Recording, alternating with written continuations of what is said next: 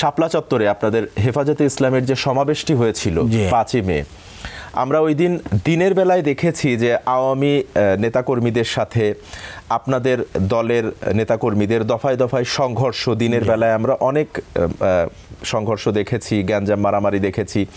রাতের বেলায়ও আপনারা সেখানে অবস্থান নিয়েছিলেন এবং রাতে আইন শৃঙ্খলা বাহিনীর পক্ষ থেকে একটি কিলিং মিশন চালানো হয়েছিল, যেটি নিয়ে এখনো অনেকের মনে ধোঁয়াশা রয়েছে।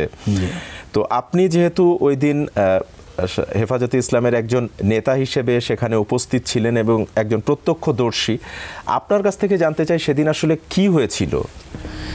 আসলে ওই দিন আমাদের ময়মনসিংহ থেকে আসার মানে কি 4টা মে না, তাই না? 5ই মে ছিল, 4টা মে আমরা ময়মনসিংহের থেকে আমরা চলে আসছিলাম রাত্রেবেলা। জি, আমাদের গাজীপুর ছিল আমাদের স্থান।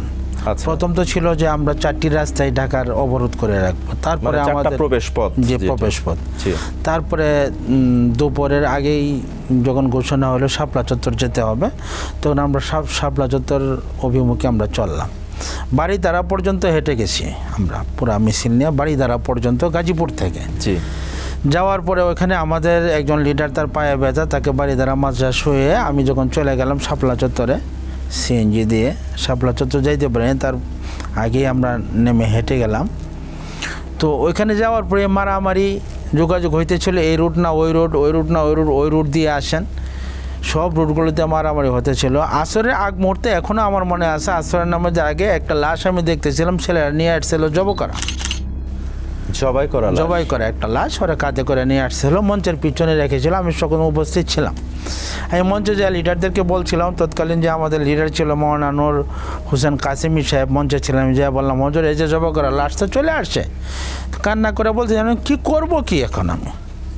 আমি লিডারদের সাথে কথা বলতেছিলাম যে হয়তো প্রোগ্রাম স্থগিত করেন, আর নয় আওয়ামী লীগদেরকে বলেন যে আমাদেরকে যাওয়ার সুযোগ দেখে, এইভাবে অনর্থক আসলে লোকদেরকে মারবে, আমি তো কিছুই তো বুঝতে পারতেছি না। যাই হোক, অনেক কথার পরে আন্দোলন চলতেছিল, সারা ঢাকায় মারামারি চলতেছিল। বাড়ি থেকে, বাসা থেকে আমাকে রিং করা হয়েছিল আমার বড়ো ভাই, যে তুমি কি ঢাকায় আসো? যে হ্যাঁ, যে চলে আসো। কেন?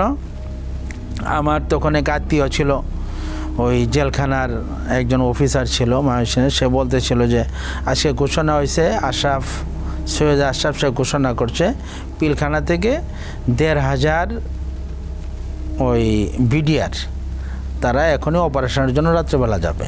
এটা সরকার থেকে ঘোষণা হয়ে গেছে, সরকার থেকে সিদ্ধান্ত হয়ে গেছে, তোমরা চলে আসো। আমি বললাম না, যাও আবার হোক, আচ্ছা দেখা যাক কী হয়।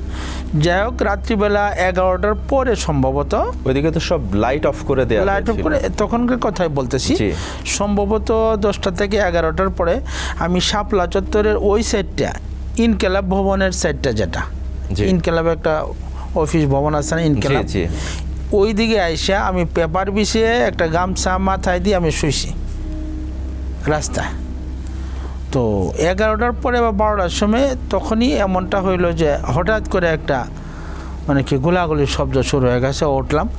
আসলে দুনিয়া অনেক কিছু দেখেছি এই জীবনে, অনেক কিছু দেখেছি, কিন্তু এত বিভীষিকাময় রাত্রি কোনো দিন আমি দেখি নাই।